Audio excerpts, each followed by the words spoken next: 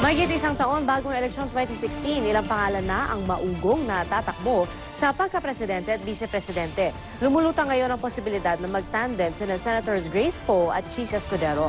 Pero paglilinaw ni Poe, wala pa sa isip niya sa ngayon ang darating na eleksyon. May report si Ruth Cabal. Taong 2004 nang makilala ng publiko ang ngayon si Senator Grace Poe habang kinakampanya noon ang ama niyang si Fernando Poe Jr. na tumakbo sa pagkapangulo. Pero ang pangarap na ito ng kanyang ama, itutuloy nga kaya ng bagitong senadora? Umuugong kasi ngayon ang tambalang Senators Chis Escudero at Grace Poe sa eleksyon 2016. Sa isang panayam, nabanggit ni Poe na mas maigi raw na magkakampi sila ni Escudero kaysa magkatunggali. Pero nilinaw agad ni Poe na hindi ito pagdeklara ng intensyong tumakbo sa pagka-presidente man o vice-presidente. Ito rin ang sinabi ni Poe ng pumangalawa sa survey ng Pulse Asia noong Abril na pumulso kung sino ang gusto ng mga Pilipino na maging susunod na Pangulo. Gusto ko nga, sabi ko nga, napatunayan pang mas maigi ang aking trabaho at gawing mas tama bago naman ako mag-ambisyon pa na tumakbo sa mas mataas na posisyon. So sa ngayon, talagang hindi ko pa pinapangarap. Nag-number 1 noon sa survey si Vice President Jejo Marbinay na 2011 pa kinumpirmang tatakbo siya sa pagkapangulo. Nauna nang sinabi ni Binay na kabilang si Poe sa mga tinitignan niyang running mate.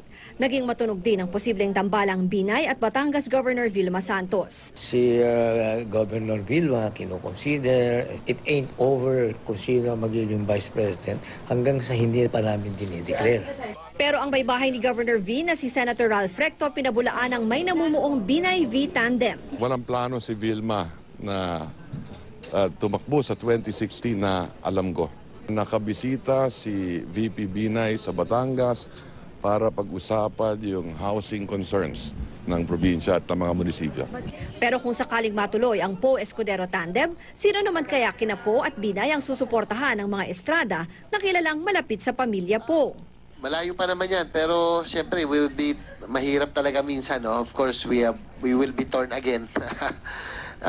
We have personal relationship and political relationship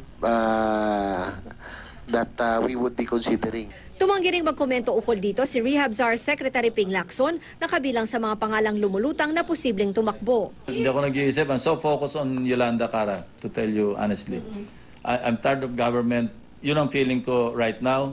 Gusto ko lang tapusin itong trabaho. Hanggang ngayon naman, wala pa ring pinapangalanan si Pangulong Noynoy Aquino kung sino ang magiging pambato ng administrasyon. Pero hindi nawawala ang usap-usapang posibleng si DILG Secretary Mar Rojas ang magdadala ng bandera ng Liberal Party. Wala naman siya sinasabi o siguro naiisip niya yan. Hindi ko alam kung sino tinutukoy niya. What you can gauge, however, from the President is the qualities that he has already mentioned in his various speeches.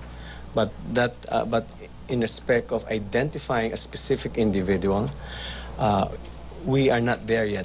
At isa pang matunog ngayon na pangalan para sa 2016, si Senator Miriam Santiago na nag-anunsyo kamakailan na may stage 4 lung cancer. It depends really. Well, if there's nothing else to do. Paniwala ni Senator Serge Osmeña, posibleng ituloy ni Santiago ang pagtakbo. Whether she campaigns or not, I expect her to declare because she's already ending her second term and she always wants a say in the national debate. Bukod sa kanila, nagpahiwatig na rin noon ang planong pagtakbo sa pagkapangulo sina Senator Alan Peter Cayetano ng Nationalista Party. Matunog din ang pangalan ni Senator Bong Revilla para sa Lakas CMD. Ruth Cabal, GMA News.